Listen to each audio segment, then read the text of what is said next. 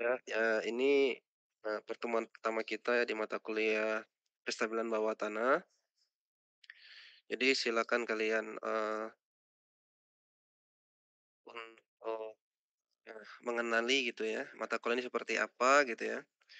Nanti dimulai dengan, eee, S gitu, setelah dengan RPS, nanti ada kontrak kuliah gitu ya, dan ada nanti materi, pendahuluan gitu ya. Nah, selain itu juga tolong, nanti ada dari kalian persediaan untuk menjadi ketua kelas ya, 1 orang. Atau memang dari sekarang sudah ada yang mau jadi ketua kelas, biar saya set.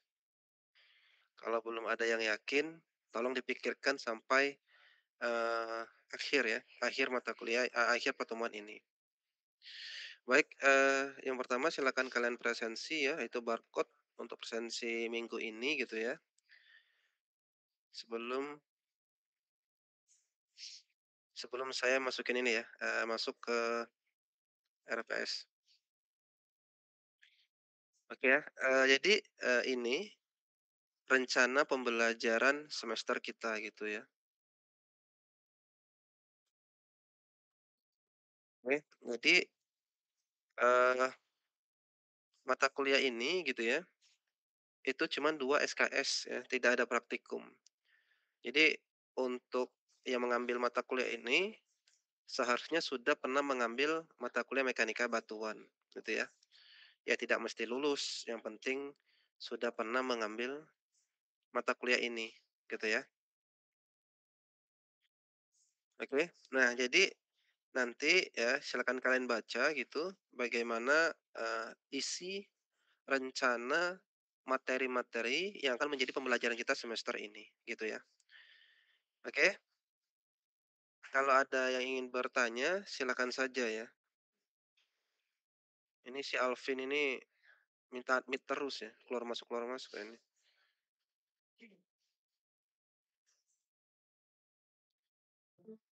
Oke, ya. Ada apa nih, Gal? Izin Pak, bertanya Pak. Kan saya di Siakat nama saya masih belum masuk ya Pak. Jadi terkait absen bagaimana ya Pak? Ya kamu di pembagian kelas apa? RB Pak. Kelas RB. Ya udah kamu selanjutnya kelas RB terus berarti. Iya Pak. Berarti untuk absen yang minggu pertama ini bagaimana Pak? Ya kamu ingatkan saya nanti. Oh baik Pak, terima kasih Pak. Oke. Eh, eh, kamu siapa dosen walinya? Pak Arham Pak. Oh iya. Kenapa nggak divalidasi? Bukan belum divalidasi Pak, tapi saya belum ngambil mata kuliahnya di Siakat Pak. Karena kemarin ngejar mata kuliah peminatan dulu Pak. Oh iya, silakan nanti di PRS diubah ya. Baik Pak, terima kasih Pak. Oke. Eh, ini ya untuk materi pertama kita. Saya menjelaskan secara umum dulu. Sebenarnya terowongan itu apa ya? Dan di Indonesia umumnya gitu ya, itu ada terowongan sipil dan tambang sebenarnya ya. Nah, kenapa kalau saya bedakan sipil dan tambang, nanti lebih banyak lagi ya, ada terowongan di bawah gunung, ada terowongan di bawah air, itu banyak sekali gitu ya. Tapi secara industri, secara apa ya, bisnis gitu ya, terowongan ini dibangun untuk sipil atau masyarakat gitu ya, yang kegunaannya untuk umum. Ada juga tambang yang bukan untuk umum, khusus untuk tambang gitu ya. Artinya tidak semua orang bisa ditambang gitu ya.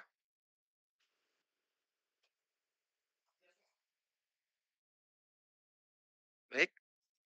Nah jadi, saya next ya.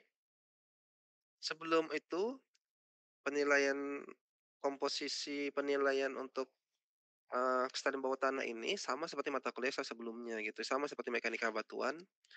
Untuk mendapatkan nilai A, kalian harus berusaha mendapatkan nilai minimal 85, itu baru A gitu ya.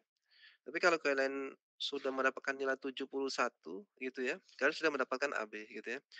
Cukup jauh usaha untuk mendapatkan A gitu ya, dari AB gitu ya. Nah, nggak lulus ketika kalian tidak bisa menjawab 50% dari soal yang kita ajukan, yang kita berikan gitu ya. Untuk komposisi penilaian ya, 35% untuk UAS, 30% untuk UTS, 10 untuk kuis, dan 20 untuk tugas gitu ya. Nah, untuk UAS dan UTS ini akan saya ganti dengan soal studi kasus gitu ya. Nanti datanya dari saya bisa atau dari kalian bisa. Terus, untuk pengerjaan, eee, studi kasus ini ya, atau nanti ada project based learning ya, atau berbasis proyek, akan ada modul dari saya ya. Biasanya 1 minggu sebelum ujian saya berikan soal dan saya juga berikan modul ya. Nah, modul ini yang belum saya terapkan di semester-semester sebelumnya gitu ya. Modul ini bisa lebih terarah dalam mengerjakan, soal-soal yang saya berikan nanti, gitu ya. Dan berharap juga kalian nilainya lebih lebih lebih baik daripada kating-kating kalian sebelumnya, gitu ya. Oke, dari komposisi penilaian ini juga 10% ini kuis, itu bisa saya ambil dari kuis, kalau kita melaksanakan kuis. Tapi kalau tidak kuis, bisa saya ambil dari presensi. Ah, kalau misalnya nggak dari presensi, bisa dari keaktifan gitu ya. Jadi silakan kalian mau aktif, mau hadir terus gitu ya, atau nanti, eee, kuis gitu ya, itu untuk undi 10%. Ada tugas besar 20% pasti, ini bukan tugas seperti biasa gitu ya, bisa jurnal gitu ya, review jurnal, bisa nanti per kelompok gitu ya. Intinya nilainya cukup besar 20% gitu ya.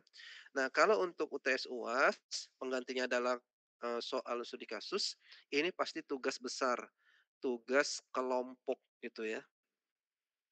Jadi saya minta kalian tentukan dari sekarang kelompok kalian siapa, bagi adil dulu yang ada sekarang gitu ya. Jadi adil dulu, nah join-join baru nanti silakan di dibagi rata lagi begitu ya. Oke, untuk ketua kelas sudah ada yang mau jadi ketua kelas? Belum ada? Panji. Boleh Pak, saya Pak. Oke ya, saya set sekarang aja Panji, kelas RB, Panji. Panji pertama Ginaldi ya. Saya Betul Pak. set ketua kelas dan tantangannya udah ada ya. Jadi ketua kelas ya di kelas saya. Oke, Betul, Pak. kemarin kamu ketua kelas software tambang ya? Bukan? Izin di mekanika Oh, batuan Pak. mekanika batuan ya. Oke, oke. Baik ya. Jadi sudah aman tadi present RB. Baru 31 orang ya yang absen ya. Oke. Nanti tolong, ketua kelas ya, tugasnya ngisi BAP dan nanti koordinasi kalau ada perubahan kelas, jadwal kelas ya, baik itu dari saya atau dari kalian gitu ya. Jadi, kalau memang kalian kompak gitu ya, jadwal kelasnya diganti, saya juga akan menyesuaikan jadwal saya gitu ya. Jangan cuman nanti kalian, eee, pikir bisa, ganti jadwal cuma dari saya saja gitu ya. Oke, eee, Baik Bapak. nah sekarang saya lanjut ya. Jadi, minggu pertemuan kita ya, saya sampaikan di sini secara ideal saja gitu ya, luring semua gitu ya. Tetapi, saya mau lihat ini ya, kegiatan saya gitu ya. Kalau misalnya kosong, itu pasti luring ya, tapi kalau ada kegiatan lain gitu ya, yang mepet-mepet itu pasti saya daring gitu. Tapi saya usahakan luring ya, apalagi ini jam 1 gitu ya, kalau pagi sulit gitu ya. Oke, 7 minggu dengan saya nanti ya, 7 minggu dengan dosen luar biasa. Dosen luar biasa dari Universitas Lambung Makurat ya. Oke. Nah, nanti tolong, bentuk kelompok, 1 kelas 4 kelompok saja, dibagi rata gitu ya. Jadi kalau 60 orang, 15 kelompok satu kelas, 15 kelompok, 4 kelompok satu kelas, ya. Oke? Nanti pastinya ada 2 pertemuan untuk tugas presentasi. Jadi gini aja ya, presentasi ini bisa pas UAS atau UTS, bisa juga nggak presentasi gitu ya. Yang pasti PPT-nya kalian buat ya, nanti saya nilai dari sana gitu ya. Oke, ada yang ditanyakan? Kalau tidak ada ya, udah mengerti ya, eee, nanti tolong, apa namanya, tapi nggak usah ya, Panji saya izin ya mengcopy tanda tanganmu ya, untuk saya taruh di, eee, kontrak kuliah gitu ya. Tapi kalau kamu mau langsung tanda tangan juga bisa datang ke prodi ya, untuk kontrak kuliah. Baik, Gitu. Pak. Nah sekarang, kita masuk ke materi ya, nggak banyak gitu ya, tapi kalian, saya harap bisa mengenal terowongan itu seperti apa gitu ya. Jadi di mata kuliah ini ya, akan memberikan pembelajaran ya, mengenai konsep kestabilan tambang bawah tanah. Jadi, eee, setelah kalian mendapatkan mata kuliah ini, kalian sudah mengetahui konsep faktor keamanan gitu ya, yang di mana kalau satu itu kritis, lebih dari satu itu aman gitu ya, di bawah satu itu nggak aman gitu ya. Nah, di sini kestabilan tambang bawah tanah karena memiliki resiko yang lebih tinggi, artinya faktor keamanannya akan jauh lebih besar daripada lereng. Batas faktor keamanan ini ya, tidak ada diatur secara, detail di Kepmen 1827K, tetapi akan lebih detail di Kepmen PUPR tentang, desain geoteknik gitu ya, tahun 2017. Nah, di sini, kestabilan bawah tanah bisa kalian, kombinasikan gitu ya. Misal, kita kestabilan bawah tanah tapi untuk konstruksi, dukungan konstruksi, jalan tol, artinya konstruksi punya sipil gitu ya. Atau nanti memang terowongannya, untuk tambang betul ya, tidak ada kekuatan yang lengkap gitu ya, sudah diledakkan, sudah diambil cadangannya ditinggalkan gitu ya, artinya temporary kestabilannya juga, bisa diterapkan untuk, eee, tambang terowongan tambang begitu ya. Artinya kita lihat dulu ya, terowongan kita nanti mau di-develop gitu ya, atau dibangun untuk, apa ya, arah sipil atau ke arah tambang gitu ya. Nah, ketika kita sudah mengetahui konsep kestabilan tambang bawah tanah ini gitu ya, kita akan mencoba menganalisis ya, menganalisis distribusi ya. Jadi distribusi tegangan. Nanti ada persamaan, tapi ini persamaan ini setelah UTS ya. Ada persamaan Kastner, ada persamaan Kirsch ya. Persamaan Kirsch ini untuk terowongan berbentuk bulat, persamaan Kastner ini untuk terowongan yang tidak bulat gitu ya. Kita mencoba gitu ya, ketika mencoba menganalisis ketika kita menggali terowongan ya, yang awal kondisi batunya adalah homogen gitu ya, belum terganggu, bagaimana kalau dia sudah digali, sudah diganggu gitu ya. Nah, bagaimana distribusi tegangannya, gitu ya. Setelah itu, kita akan mencoba memberikan penyangga atau support atau perkuatan gitu ya. Jadi kalau kita sudah tahu, konsep, oh stabilannya FK-nya misalnya lebih dari sama dengan 2,5, itu untuk yang pertama ini ya, ya. Karena ini terowongan sipil misalnya itu ya, oke. Terus, distribusi tegangan gitu ya, yang kedua ya, distribusi tegangan ini terowongan, terus tegangan yang paling besar misal di sini gitu ya, di atap misal gitu ya, paling besar gitu ya. Yang ketiga ya, penyangga ini baru kita kasih kekuatan ya, di sini. Di sini paling besar tuh, karena ini yang paling atau paling tebal atau paling lengkap gitu ya, terus dipasang rock bowl juga nanti ya, tipe-tipe perkuatan juga ada gitu ya. Nah, itu ya. Jadi kalian sudah tahu konsepnya, kalian sudah tahu distribusi tegangannya seperti apa, kalian juga tahu nanti bagaimana penyanggaan yang baik gitu ya. Nah, setelah itu dilakukan untuk, terakhir adalah pemantauan gitu ya. Nah, tapi pemantauan ini tidak kita analisis lebih dalam gitu ya, karena pemantauan ini terkait nanti penggunaan alat untuk, mencari namanya displacement. Kata kuncinya ini adalah ya, dis displacement gitu ya, atau perpindahan. Jadi displacement ini berapa kemajuan displacement per hari. Misal 5 milimeter per hari gitu ya, per day gitu. Nah, ini akan dimonitoring menggunakan alat namanya TS, Total Station gitu ya. TS ini ya banyak digunakan ya. Eee, kalau misal nanti dicatat gitu ya, ada yang signifikan gitu ya, jadi nanti dibuat grafik gitu ya.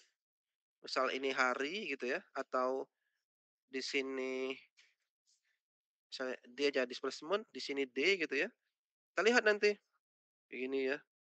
Nah, kalau kayak gini patut dicurigai gitu ya, selalu meningkat sepanjang hari. Tapi kalau dia flat gitu ya, segitu-gitu aja, itu aman gitu ya. Artinya tidak ada perubahan, tidak ada peningkatan gitu ya. Oke?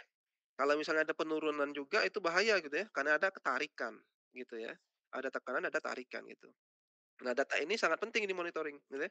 Karena kita akan mengevaluasi hasil, monitoring kita ya. Sorry, mengevaluasi hasil desain kita dari, hasil monitoring gitu ya. Nah, ini sedikit penjelasan, bagaimana 3 komponen bahkan 4 ya, pelengkap pemantau terowongan ini dalam, tujuan mata kuliah kestabilan bawah tanah. Ada yang ingin tanyakan? Kalau belum, ini referensi ya, sama seperti mekanika batuan gitu ya. Silakan kalian, apa namanya itu, baca ya. Kalau di geomekanik itu muter-muter di sini aja ya.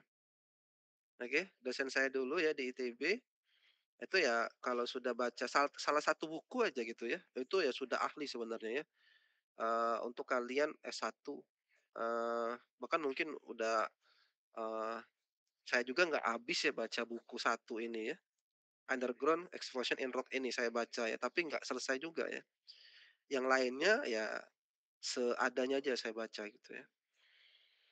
Nah, kalau kalian memang mau mendalami geoteknik, geomekanika gitu ya, kalau kalian suka gitu ya, tapi ini, bahasa Inggris semua gitu ya, kalian akan saya yakin ya, kalian bisa untuk, menguasai geoteknik gitu ya. Oke? Nah, jadi apa itu perbedaan terowongan sipil dan tambang? Sebenarnya peruntukan gitu ya. Kalau misal terowongan sipil peruntukannya itu untuk pelayanan ke masyarakat gitu ya. Kalau tambang tujuannya untuk produksi. Nah, itu aja bedanya gitu ya. Oke? Nah, ada, eee, apa ya, ada quote lagi nih di sini ya, "There is always a light at the end of the tunnel," gitu ya. Jadi dalam development, dalam konstruksi terowongan, nggak ada gunanya ketika terowongan itu tidak mencapai ujung gitu ya, tidak akan terlihat cahayanya gitu ya. Mau sisa 5 meter, 10 meter ya, itu tidak akan terlihat cahayanya. Begitu juga kalian ya di masa kuliah kalian.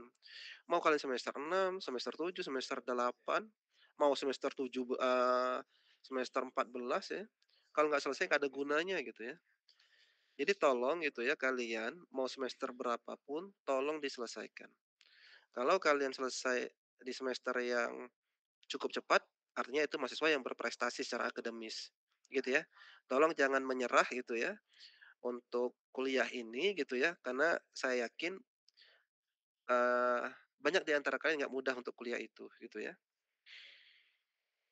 Nah, sekarang perbedaannya yang pertama gitu ya, dari level kedalaman. Jadi bedanya pasti terowongan sipil itu lebih dangkal atau dibalik, terowongan tambang itu lebih dalam, gitu ya. Jadi ini contoh terowongan sipil gitu ya, ini di Bandung Barat gitu ya, Twin Tunnel dari Nanjung ya, Nanjung Twin Tunnel. Yang ini terowongan tambang, ini adalah, punyanya KPC ya, Kapuas Primakul, tambang PBZN ya, oke. Nah, ini contohnya gitu ya. Dari kedalaman pasti berbeda. Karena apa? Karena dia dalam, terowongan tambang itu ada alasan. Karena dia mengejar cadangan di bawah bumi. Kalau ini nggak mengejar cadangan gitu ya. Oke, selanjutnya fungsi ya. Jadi kalau fungsi, eee, terowongan sipil umumnya langsung dengan aktivitas sipil sehari-hari. Jalan ya, terus ketemu pegunungan, mungkin nanti ada terowongan kereta api gitu ya. Itu kan untuk, kegiatan sehari-hari, masyarakat ya. Tapi kalau untuk, terowongan tambang, kata kuncinya adalah produksi gitu ya.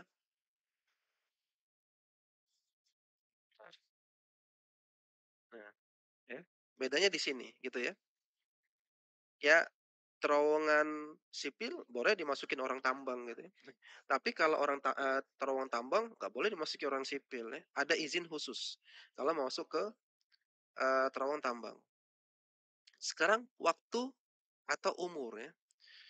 Jadi, terowongan sipil ini lebih lama didesain umurnya daripada terowongan tambang ya. Kuncinya ya, kalau, terowongan tambang itu habis cadangan, habis umurnya, atau runtuh pun nggak apa-apa. Tapi kalau bisa jangan runtuh gitu ya. Artinya apa? Umur terowongan tambang itu tergantung jumlah cadangan di dalamnya. Kalau habis, habis juga tuh terowongan itu gitu ya. Kenapa dia boleh, runtuh gitu ya kalau sudah habis cadangannya? Karena kos untuk perawatannya cukup tinggi. Nah, sekarang itu bedanya dengan terowongan sipil ya. Terowongan sipil itu keamanannya pasti jauh berkali-kali lipat daripada terowongan tambang. Kalau dia perlu faktor keamanan jauh berkali lipat dari, terowongan tambang, artinya butuh juga berkali-kali lipat kos, biaya. Artinya perlu memasang perkuatan yang lebih banyak, begitu ya. Nah, selanjutnya kekuatan dan kestabilan. Sudah saya singgung tadi, perkuatan di sini, eee, akan sangat mencolok gitu ya, kalau misalnya di terowongan sipil. Lihat di sini ya, terakhir dia pakai lining namanya ya, lah bahasanya orang tukang itu ya. Sangat halus sekali, dibentuk sangat estetik gitu ya, kalau sipil gitu ya, oke.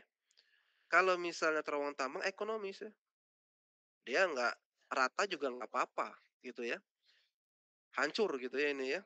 Tapi yang penting aman, dia tidak runtuh gitu ya. Itu bedanya gitu ya.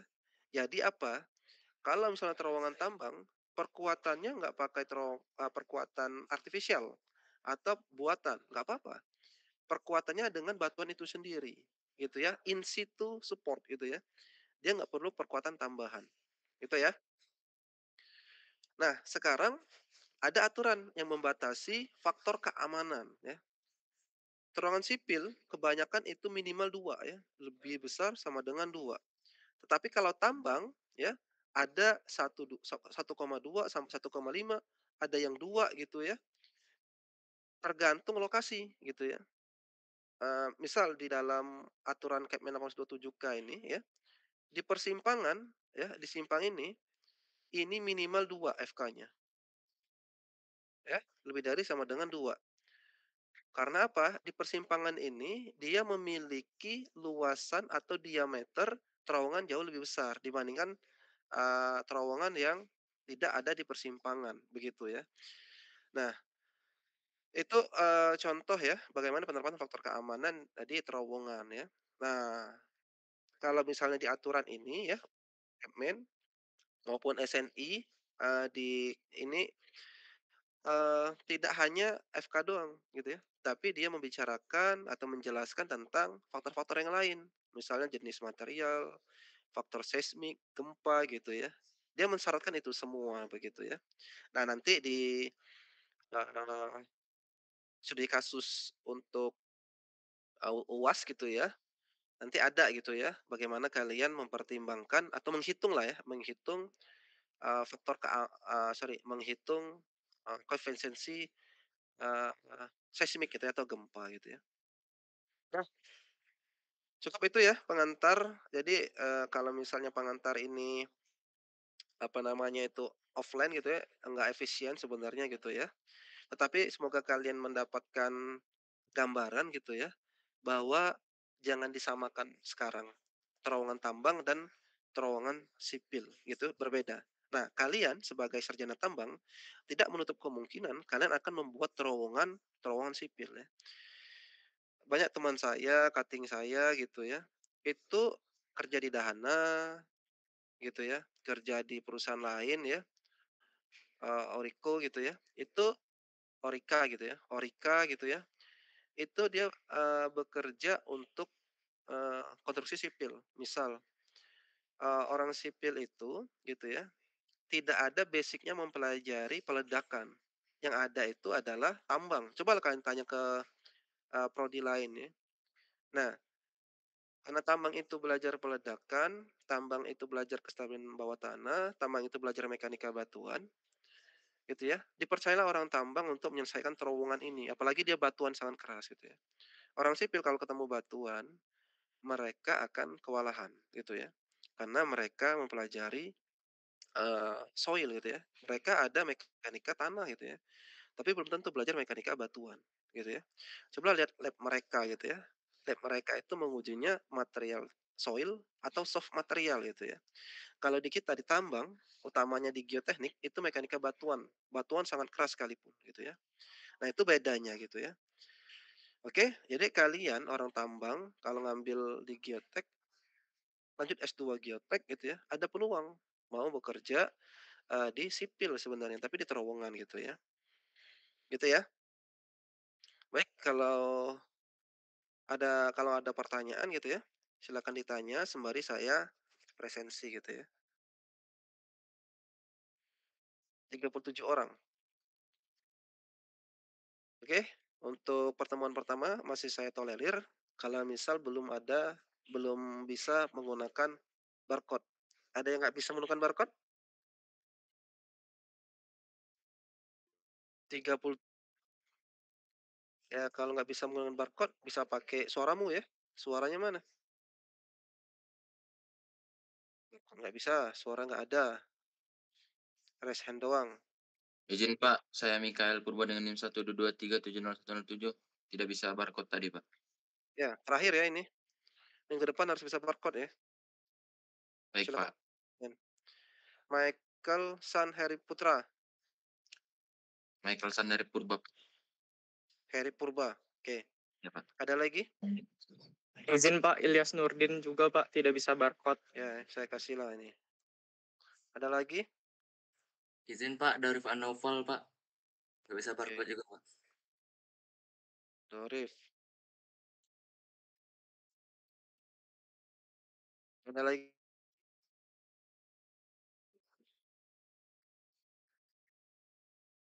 Cukup ya? Baik, kalau nggak ada lagi pertanyaan, materi sudah saya share gitu ya untuk minggu pertama, juga RPS untuk kalian pelajari, rencana-rencana materi yang saya akan berikan gitu ya. Tolong juga, ketua kelas ya, nanti, BAP diisi gitu ya setiap minggunya gitu ya, dan saya tadi izin untuk meminjam tanda tangannya untuk di kontrak kuliah gitu. Baik, karena nggak ada pertanyaan, silakan kalau ada pertanyaan. Izin Pak, untuk kelompok itu sendiri, dia berarti sebelum PRS atau sesudah PRS ya Pak? Sudah Karena PRS juga mengingat, nggak apa-apa. oke Pak, karena masih ada Minggu de 4 slot. ya, minggu depan nggak apa-apa ya atau, tapi harusnya kalian kalau sudah PRS udah bisa menentukan gitu ya. Tergantunglah, sebenarnya, tergantung kesepakatan kalian gitu ya. Jangan sampai nanti ada yang egois ya, susah diatur gitu ya. Nggak mau lah gitu ya, dengan alasan apapun gitu ya. Nah, saya pembagian ini menyerahkan ke kalian agar kalian nanti nyaman dengan kelompok-kelompok kalian gitu ya. Kalau saya yang bagi bisa saja mudah ya, saya bagi berdasarkan NIM bisa, saya random Excel juga bisa gitu ya.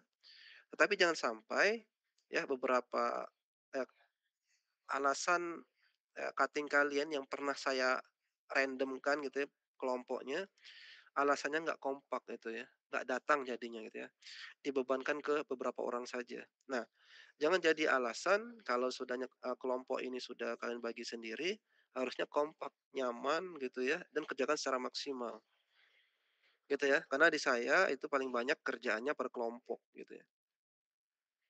Gitu ya, 4 kelompok Baik, dimengerti, Pak. Baik, Pak. lagi. Kalau Dari ini cukup, Pak. Ya, kalau tidak ada ya terima kasih atas kehadirannya. Saya mohon maaf atas kekurangannya. Saya cukupkan untuk materi hari ini dan saya akhiri. Assalamualaikum warahmatullahi wabarakatuh dan selamat sore. Waalaikumsalam. Terima kasih banyak, Pak. Baik, Pak. Terima kasih.